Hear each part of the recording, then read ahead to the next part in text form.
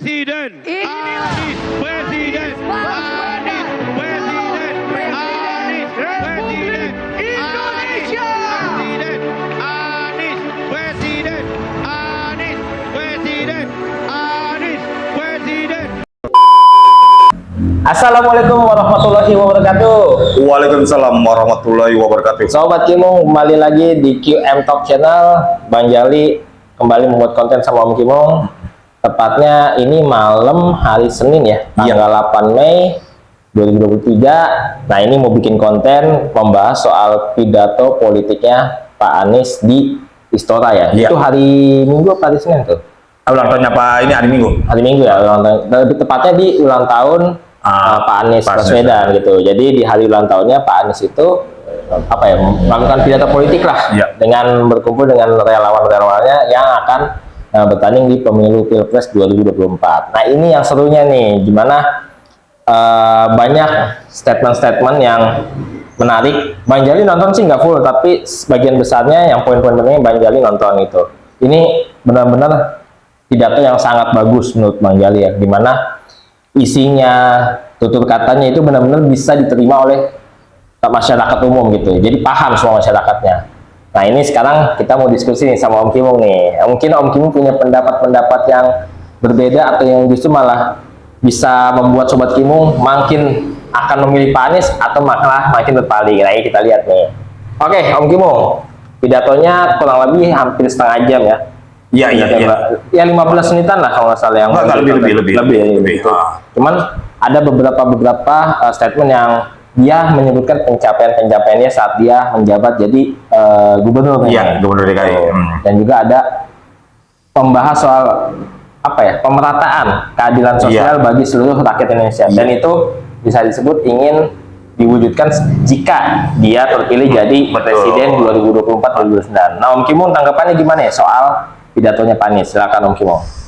Oke, terima kasih Bang Jali. Om Kimung ngucapin dulu selamat ulang tahun. Selamat ulang tahun Pak Anies. Ya, sehat selalu, panjang umur, dan mudah-mudahan apa yang diinginkan, apa yang ingin dicita-citakannya tercapai. Amin. Dan mudah-mudahan pada kompetisi besok di tahun 2024 itu bisa terpilih. Amin. Nah, yang pasti harus tetap sehat terus ya. Yang penting itu sehat dulu Pak Anies. Selamat ulang tahun Pak Anies.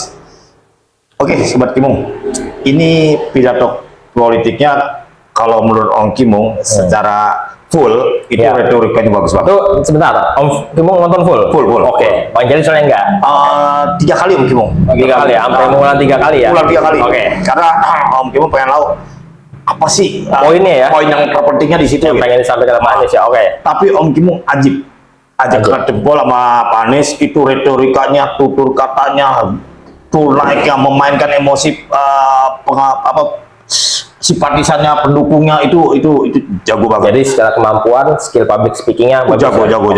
Itu Om Kimung angkat jempol. Oke. Nah, garis besarnya poin pertama ada sindiran beberapa yang menurut Pak Anies di pemerintahan sekarang ya banyak yang sedikit ya gagal lah, misalnya seperti pengen mobil listrik, terus pemerataan yang masih kurang, terus beberapa hal misalnya seperti kok yang udah menurut Pak Anies perekonomian udah tingkat, udah bagus, tapi tidak rata, hanya segelintir, hanya tidak berkualitas.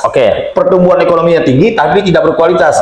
Menurut Pak Anies kalau yang berkualitas itu udah tinggi tapi semua kena. Ya itu balik lagi ke yang keadilan sosial. Ya, keadilan sosial. Jadi poin-poin itu. Dan di dalam pidato politiknya yang Om Kimung sedikit masyarakat DKI lah yang lebih tahu. Katanya ada pencapaian itu DKI kan itu ada 5 kabupaten, 5 kota ya, 5 kota. Salah satunya Kepulauan Seribu. 5 kota dan 1 kota administratif. Iya, Kepulauan Seribu. Nah, itu ada di ujung banget katanya, mau mendekati Sumatera. Lebih dekat ke Sumatera. Lebih dekat Sumatera. Menurut informasi pidatonya Pak Anies, itu katanya sebelum-sebelumnya belum terpenuhi pembangunan di sana. Jadi fasilitasnya nggak ada. Fasilitasnya nggak ada, listrik segala macam, dan itu diklaim sukses sama Pak Anies. bahwa itu sudah tercapai, sudah terpenuhi. Pada saat era dia memimpin. Ya, pada saat Pak Anies memimpin menjadi gubernur DKI. Nah, silakan penonton yang mencari tahu udah pernah dapat beritanya silakan. Silakan. Kalau Om Kimung baru kemarin. Karena kalau Bang Jali belum pernah dengar beritanya. Ya, itu baru pengakuan dari Pak Anies. Ya, gitu. Tapi kalau itu sebuah pencapaian itu patut diapresiasi karena artinya sesuai dengan apa yang diinginkan. Betul. Keadilan dari pelosok hingga pusat kayak gitu. Oke, lanjut. Karena apa? Jangan sampai seorang pemimpin hanya memikirkan sekelompok wilayah tertentu dan tidak terpenuhi wilayah yang lain. Nah itu kalau Om Kimung salut lah. Kalau itu memang benar terpenuhi. Nah seperti itu. Yang lainnya lagi adalah sindiran-sindiran. Ya. Artinya gini. Dia akui di seberang sana kuat. Dia akui di seberang sana punya modal yang power yang kuat. Tapi disindir lagi bahwa ayo dong pendukung saya nih, kita tetap solid, orang baik, kalau niatnya baik, insya Allah hasilnya baik. Om Kimung sempat mikir, berarti di sana bukan orang baik dong. itu pemikiran Om Kimung. Tapi itu terlepas dari itu, itulah politik. Bermain dengan retorika kata-kata bahwa misinya adalah ingin perubahan, ingin melakukan hal yang baik. Tapi kalau Om Kimung melihatnya, apakah di sebelah sana belum melakukan perubahan? Kalau Om Kimung melihatnya sudah. Cuman menurut pidatonya Pak Anies itu bahwa ini masih ada yang kurang. Makanya di sana dikatakan kesemakmuran. Jadi makmurnya itu merata, bukan hanya di daerah-daerah tertentu. Nah itu yang Om Kimung lihat. Jadi berulang kali kalau Bang Jali nonton cuman sebagian. Jadi yang dapat itu setelah soal mobil listrik. Yang katanya statementnya Pak Anies bilang pemerintah sekarang sudah sangat baik membangun infrastruktur. Cuman bahkan ada sempat emisi mobil listrik itu lebih tinggi bahasanya yang karena Bang Anies sebenarnya lebih tinggi, ternyata itu lebih ke kendaraan pribadi. Yang Pak Anies inginkan adalah mobil listrik untuk kendaraan umum. Jadi gini, kalau memang itu bisa diwujudkan ya kenapa enggak gitu. Cuman kalau memang itu ini kan tujuannya kayak orang dagang. Dia menjual dirinya bahwa dia bisa loh. Cuman ini yang Bang Jali tangkap bahwa beberapa ciri khas gaya pidatonya Pak Anies itu memang sangat-sangat bagus banget. Tapi kita ini yang untuk yang sebagian orang tuh butuh yang lebih detail. How? Caranya gimana? Itu kadang tidak dijabarkan saat pidatonya. Nah, itu sih yang dari Bang Jali tangkap. Jadi pengennya ke sana, cuman gimana caranya? Itu yang Bang Jali nggak tahu tuh di pidato itu. Nah, Om Kimung gimana?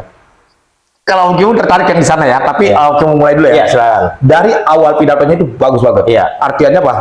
Ini negara ini dimulai dari Sumpah Pemuda. Betul. 1928. Di situ dimulai sama Pak Anies. 17 tahun berikutnya di tahun 45 ada kemerdekaan. Dan terus historisnya dibuat enjoy sama sampai Anies. tahun 57 soal kelautan di sini. Akhirnya diakui oleh dunia. Nah, itu yang menurut Om Kimung main retorika ke situ ya cakep. Cuman tadi Bang Jali mobil listrik itu Om Kimung ini lagi-lagi kepadanya Pak Anies itu kadang-kadang kalau Om Kimung nangkepnya itu kebelibet. Artinya begini, Pak Anies bilang mobil listrik itu emisinya lebih tinggi daripada BBM. Om Kimung kok bisa? Ternyata pembandingnya adalah kalau mobil listriknya perorangan, BBM-nya bus. Ya iyalah. Gimana sih Pak Anies? Jadi seakan-akan bahasanya menunjukkan ini tapi pembandingnya nggak apple to apple.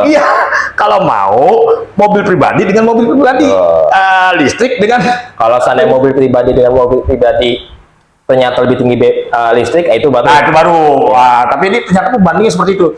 Kedua, yang lucunya lagi, Pak Anies menyatakan pembandingnya adalah orang yang sudah punya mobil BBM dibentuk mobil listrik lagi, dia hanya untuk memenuhi ruang tempat dia doang. Menambah garasinya. Lah, kalau itu tidak ada hubungannya, yang ada kalau memang seperti itu adalah perdanya atau peraturannya dibuat. Gitu loh. Kalau Om Kimung punya duit, punya mobil BBM, tiba-tiba ada yang keluar baru, sah-sah aja dong. Om Kimung mau beli. Kalau misalnya menyempitkan ruang untuk fasilitas umum, buatlah perda, buatlah peraturan. Kalau nyempitin rumahnya itu urusan dia. Urusan dia gitu. Nah ini yang nggak nangkap ya? Iya. Nggak, apa? Akhirnya Om Kim Kalau bahasa ini gagal paham. iya Om kok kemana arahnya nih? Oke, gitu. Tapi ini tafsiran masing-masing ya. Tafsiran masing-masing. Yang memang yang menurut Om Masing-masing. Kimo seperti itu. Ya. Kalau Bang Jali mengkritisi yang statement itu. Kalau pembandingnya sama bis ya jelas. Oh iya, jelas. Ini karena Bang Jali cuma nonton sampai Ya. situ ya, gitu. Nah, Oke. terus juga apa jalan tol. Jalan tol itu itu pujian juga. Iya. Itu Pak Anies mengakui pujian bahwa ini sukses. Bahwa pemerintah sudah menjalankan Menjalankan sangat baik. sangat baik. Nah, dikatakan di situ sangat baik. Nah, inilah enaknya kompetisi kita ini. Mudah-mudahan semua 3 kandidat saling memuji, dan kalau mau mengajukan program jangan menjatuhkan. Ini udah Om Kim salut. Nah, di situ dikatakan jalan tol kalau bisa dilalui dengan angkutan transportasi umum. Betul. Itu lebih bagus. Iya. Supaya nanti pribadi mengarah ke sana. Iya. Tapi lagi-lagi dikatakan sebelumnya mobil listrik tidak bermanfaat, ujung-ujungnya suruh mobil listrik tapi secara umum. Iya. Jadi konteksnya Om Kim sekali, ini arahnya kemana nih? Itu doang sih. Jadi mungkin ya ini tafsiran Bang Jali bahwa ini kan pemerintah sekarang gencar banget untuk menggalakkan mobil-mobil listrik. Bahkan katanya ada subsidi ya untuk pembelian motor ya. Jadi Iya, ada subsidi. supaya ada perpindahan Ya. dari yang BBM ke listrik. listrik. Gitu. Nah, mungkin bermaksud untuk mengkritisi atau Ya. memperbaiki apa yang sudah ada Ya. gitu. Nah, ini kalau kita bicara orang yang masih belum menentukan pilihan ya Om Kimo. Misalnya Om Kimo masih belum memutuskan bakal milih siapa capresnya atau bahkan partainya. Jika mendengar pidatonya Pak Anies, kira-kira tertarik nggak? Sebagai orang yang belum menentukan pilihan. Ini pandangan Om Kim aja ya. Om Kimung seolah-olah seperti air putih kosong. Ya. Ya, tidak ternoda dengan apapun. Ya. Kalau Om Kimung tertarik. Tertarik. Di mananya? Di mananya adalah pertama, Pak Anies sudah janji di dalam pidato politika adalah keadilan sosial. Ya. Pemerataan dari ujung ke ujung, dan sudah dibuktikan menurut pidatonya Pak Anies Berdasarkan di Jakarta.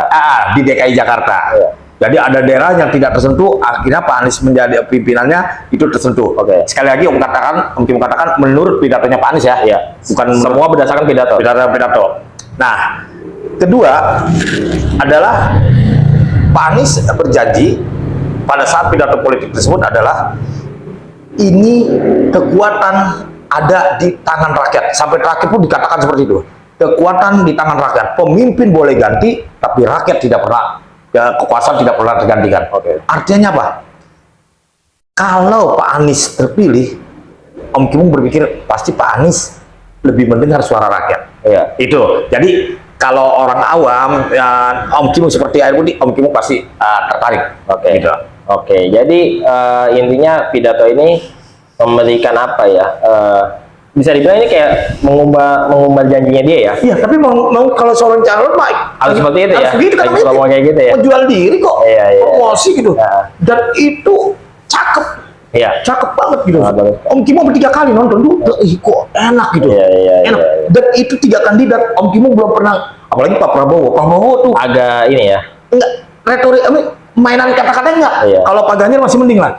Dan di situ Pak Anies ada sindiran tuh. Iya. Untuk Pak Ganjar. Apa tuh? Jangan bermain di sosmed. Lebih baik di secara apa ya? Terstruktur kata-katanya.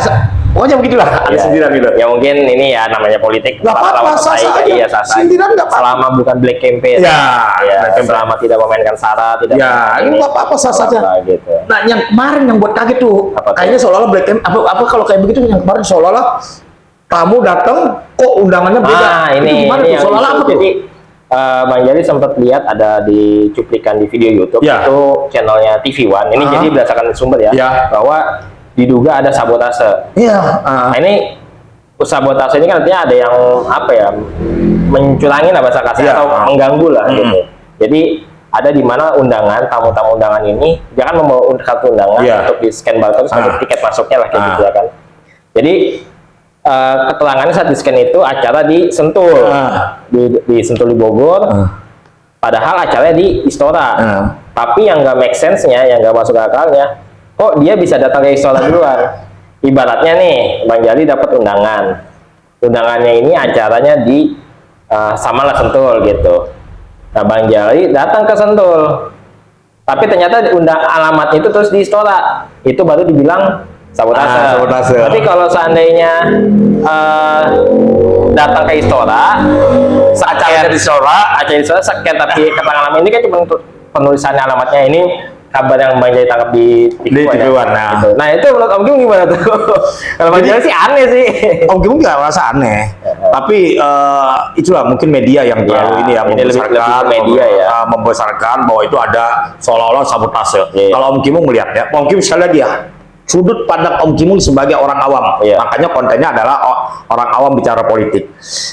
Ini mungkin aja tim kerjanya itu kan relawan nih, betul. Tim kerjanya bagian admin, mungkin aja di IT, di bagian IT-nya salah menuliskan alamat, ada misleading lah, ada, bisa jadi pada saat rapat pertama, itu mungkin disentul, nah pada saat rapat berikutnya, ini yang namanya barcode belum dirubah, bisa jadi, tapi karena terjadinya suasana politik, jadi seakan-akan ini ya, bisa aja medianya sendiri yang ini, bisa aja medianya, bisa aja Om Kim sebagai panitia atau relawan momen nih, ini ada yang salah nih, padahal dia sendiri nggak tahu nih ada salah di mana, bisa aja, misalnya nih IT-nya Bang Jali, Om Kim sebagai panitia lapangannya, tiba-tiba ngeliat kok ini langsung dia teriak, sabotase nih.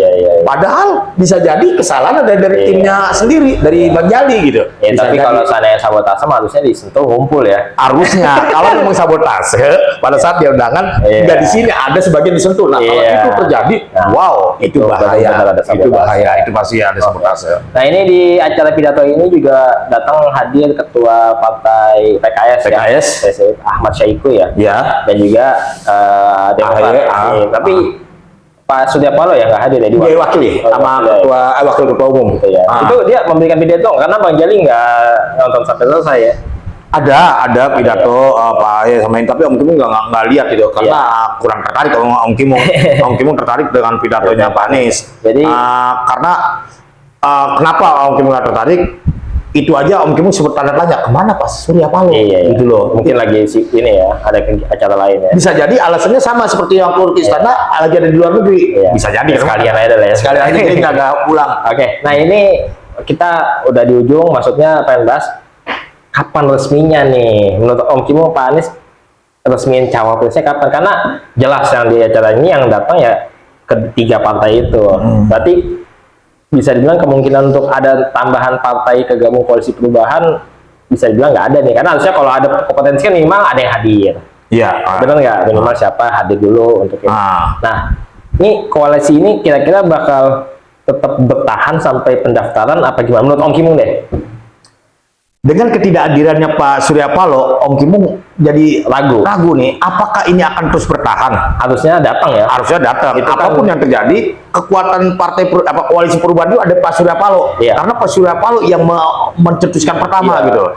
Walaupun Pak Surya Paloh mengatakan bahwa kewenangan untuk cawapresnya itu ada di Pak Anies, diserahkan. Padahal sih itu bahasa politik, bahasa depan politik pasti sih nggak mungkin lah, nggak mungkin. Lu milih ini nggak mungkin, nggak disentil sama Pak Anies. Tapi bahasa politiknya bahwa kewenangan untuk menentukan cawapresnya ada di Pak Anies. Nah, Om Kim ragu nih kemana Pak Surya Paloh untuk acara seperti itu, walaupun itu acara digandakan oleh relawan Anies. Gitu loh. Yang notabene nggak tahu apakah itu dari pecat. Tapi yang pasti itu adalah relawan Anies. Artinya kalau itu sudah ada relawan yang sudah bersiap untuk membangun, Pak Surya Paloh harusnya hadir di situ. Gitu loh. Gitu loh. Itu yang ini. Ya, jadi ini pidato ini tentu bagus banget buat Pak Anies untuk menunjukkan apa visi misinya. Bagus. Dan apa namanya, Pak Anies ini kan diusung oleh koalisi perubahan. Jika memang perubahannya tadi kan merubah menjadi lebih baik, nggak mungkin lebih buruk, pasti merubah lebih baik. Jika memang seperti itu, harusnya kedepannya lebih menjabarkan visi misinya. Apa yang kurang dari pemerintahan sekarang, apa yang harus diperbaiki. Bukan hanya retorika. Betul. Kemarin kebanyakan retorikanya. Gitu. Dan lebih jelas ini gini, step by stepnya gitu. Nah jadi itu aja sih kalau dari Bang Jali. Mungkin Om Kim Bang Jali, ini relax aja nih. Om Kim mau nanya tadi kan Bang Jali tanya ke Om Kim. Kemarin udah hadir 3, walaupun Nasdemnya sendiri diwakili oleh wakil ketua umum. AHY lagi-lagi hadir. menurut Bang Jali nih, Om Dapo mau tanya. Ya. Kira-kira Pak Anies ngelirik nggak Pak AHY? Itu aja. Sebenarnya Pak Anies ini pasti milih yang terbaik. Maksudnya siapa yang menguntungkan dia? Iya. Bahasa Ya, politik lagi nih. Om Iya. Kimo nggak mau bahasa politik. Om Iya. Kimo tertarik apa enggak? si Pak Aniesnya? Ya. Lah ini kan balik ke Pak Anies kan. Kira-kira Kalau cocok-cocokan Bang Yali, itu hitungan pengamatan kalau Bang dengan, Jali. kalau dengan Pak Mas AHY kalah, kurang kuat. Jadi- Karena Mas AHY ini jauh kurang pengalaman. Iya. Udah gitu suara Demokrat dari tiap-tiap pemilu kan tergerus terus. Terus, apalagi banyak kasus ya. Banyak kasus. Ah. Jadi belum ada pergerakan yang bombastis dari Demokrat gitu. Jadi sebenarnya Demokrat ini masih jadi pengikut aja. Iya, gitu.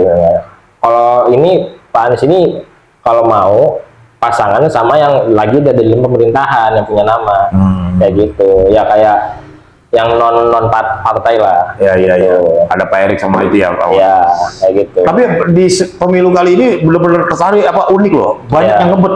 Ya. Caimin ngebet, Sandiaga lebih ngebet. kelihatan. Iya, lebih kelihatan ngebet. Gitu. Erick Thohir malu-malu kucing, tapi ngebet juga sih loh. Gitu. Karena kan ya ini banyak lah masih. Erlangga juga, Ya, cuma masih ya ini nih tokoh-tokohnya Nah, nih. Ya. nih, iya, Jadi iya, iya. yang pasti dua ini Pak Anies ini mungkin nyusul Nah, segera. ini nyusul. Tapi inilah. kalau Om Kimo sih berharap ini bisa naik jadi kayak bisa atas supaya lebih seru Gitu gitu. ya. Nanti kalau udah naik ganti ya Om. Ganti. Ganti. Oke, Om Kimo ada Oke. lagi. Jadi itu aja pembahasan kali ini. Ayo. Terakhir ya. Ya. Sobat Kimo, pokoknya kita bisa orang awam bicara politik ini yang paling penting adalah apa ya, kedewasaan berpikir. Ya. Om Kimung di sini dalam posisi di tengah. Hmm. Menurut pandangan secara umum. Ya. Jadi jangan sampai ada kontaminasi tentang agama, tentang ras, tentang suku segala macam, itu Om Kimo usahakan untuk hindari, dan komen-komennya juga usahakan yang Ya. untuk Membangun untuk bersama Oke. kita aja. Jadi QM Tech Channel bakal diusahakan update ya. Cuman yang pasti yang rutin itu Senin sama Sabtu. Ya. Jadi kalau ada yang terbaru Baru dan bisa bikin Ya. ya kan, ada waktu itu akan ditayangkan. Kayak ini mungkin tayang Besok. ya hari Rabu lah. Ya. Selasa atau Rabu gitu. Jadi itu aja Sobat Kimong, terima kasih. Mohon maaf ya apabila ada salah-salah kata. Sekali lagi selamat ulang tahun buat Pak Anies. Selamat ulang tahun. Dan sekian itu aja. Terima kasih semuanya. Assalamualaikum warahmatullahi wabarakatuh. Waalaikumsalam warahmatullahi wabarakatuh.